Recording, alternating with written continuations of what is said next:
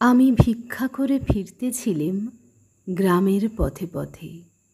তুমি তখন চলেছিলে তোমার স্বর্ণরথে।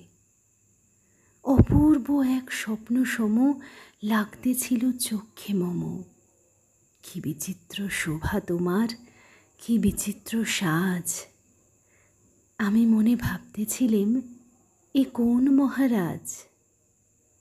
আজি শুভক্ষণে রাত পোহালো, ভেবেছিলেম তবে আজ আমারে দ্বারে দ্বারে ফিরতে নাহি হবে। বাহির হতে নাহি হতে কাহার দেখা পেলেম পথে, চলিতে রথ ধনধান্য ছড়াবে দুই ধারে।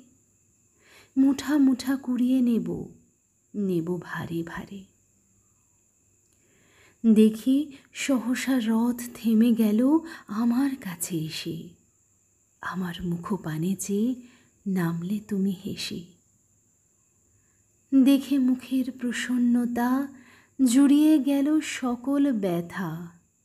হেনকালে কিসের লাগি তুমি অকস্মাৎ আমায় কিছু দাও গো বলে বাড়িয়ে দিলে হাত। মরি, এ কি কথা রাজাধিরাজ? আমায় দাও গো কিছু। শুনে ক্ষণকালের তরে রইনু মাথা নিচু। তোমার কি বা অভাব আছে ভিখারি ভিক্ষুকের কাছে? এ কেবল কৌতুকের বশে আমায় প্রবঞ্চনা। ঝুলি হতে দিলেম তুলে একটি ছোট কণা।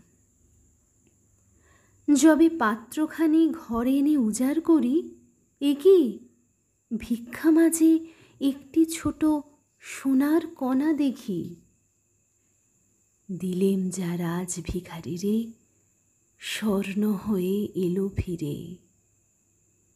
তখন কাঁদি চোখের জলে দুটি নয়ন ভরে। তোমায় কেন দিইনি আমার সকল শূন্য করে।